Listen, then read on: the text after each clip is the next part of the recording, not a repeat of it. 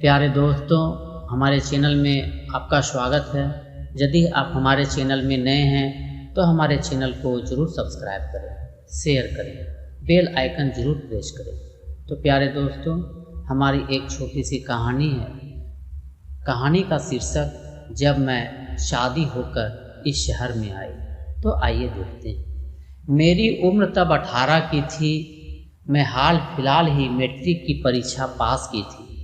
बाबूजी ने मेरी शादी पास के गांव में तय कर दी और शादी होने के बाद मैं दूसरे शहर आ गई।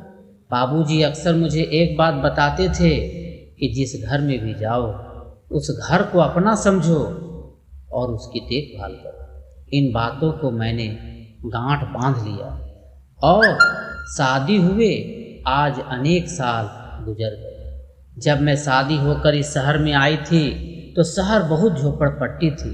कहीं कहीं चाय की दुकानें थी। दुकानों में समोसे जलेबियां बिकते थे।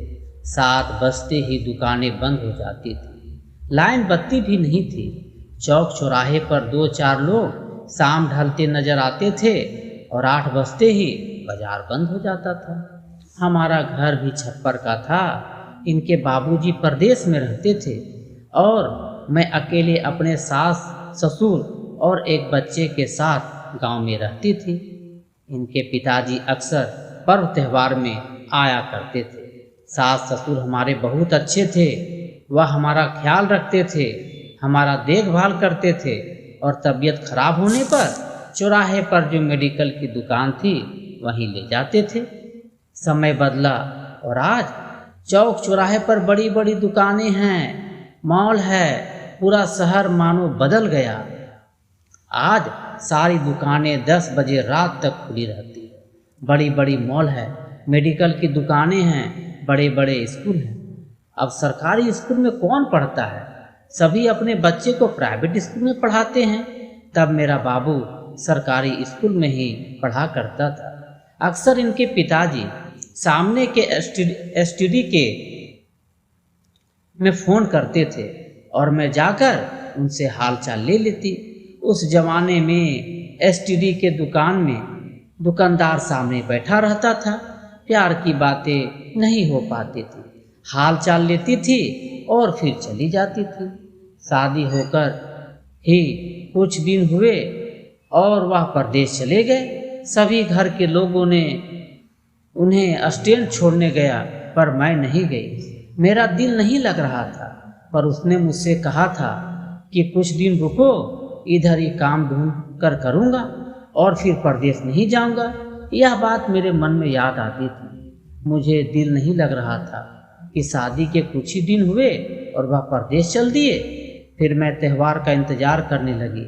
होली आया और फिर इनके पिताजी शहर से बहुत सारे चॉकलेट, बिस्किट, खजूर लेकर आए। इस बार कुछ ज़्यादा दिन रुके और फिर 2 महीने बाद फिर शहर चल दिए। कुछ बात बतानी थी उनको। मैंने सोचा कि फ़ोन में ही बताऊंगी तो अच्छा रहेगा।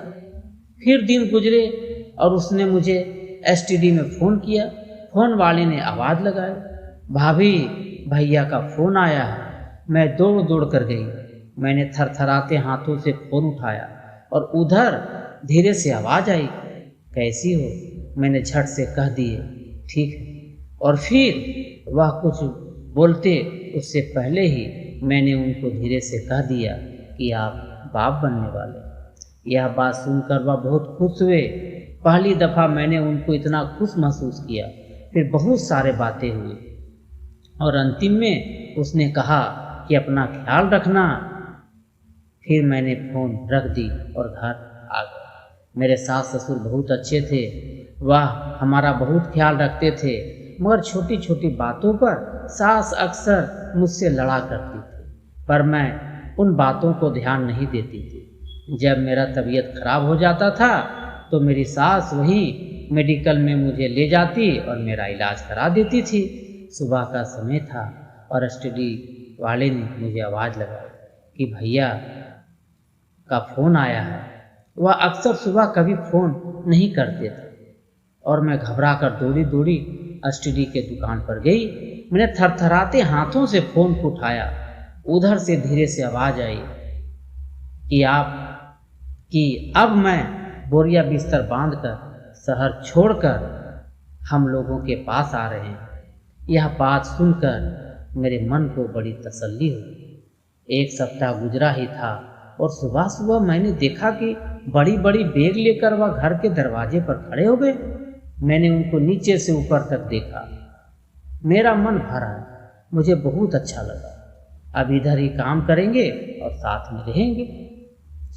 तब मेरा 8वां महीना चल रहा था। उसने मेरा बहुत ख्याल रखा। सुबह का समय था, मेरे पेट में बहुत जोरों का दर्द उठा। मैंने उनको बताया। वह दौड़े दौड़े बाजार गए और वहाँ से एक छोटी गाड़ी लेकर आए। मुझे बैठाकर पास के हॉस्पिटल में लेकर चले गए। मेरे साथ सास ससुर भी गाड़ी में बैठे और हॉस्पिटल लेकर आ गए।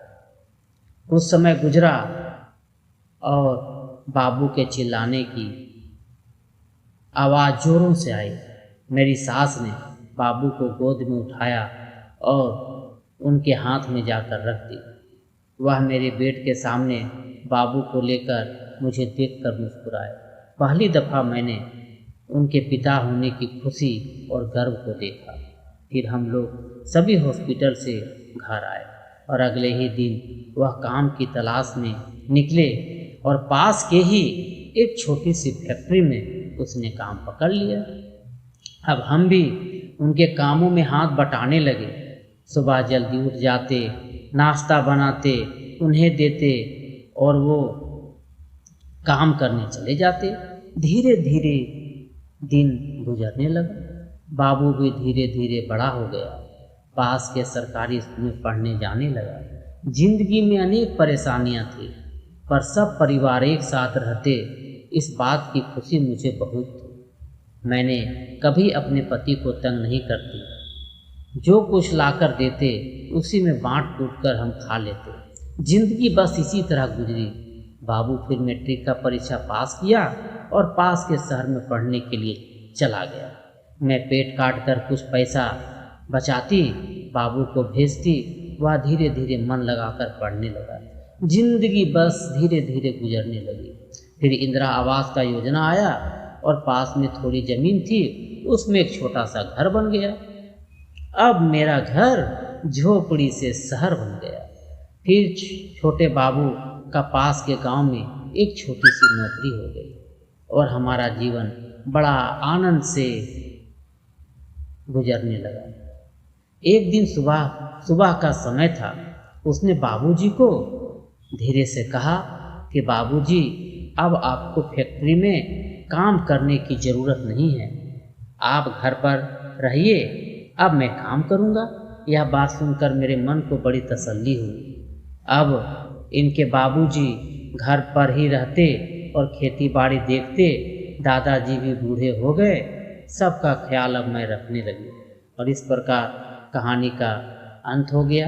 प्यारे दोस्तों, इस कहानी से हमें यही शिक्षा मिलती है कि बेटा जब पिता का बोझ अपने सर पर ले लेता है तो पिता बहुत गौरव महसूस करता है और वह अपने को बहुत अच्छा महसूस करता है।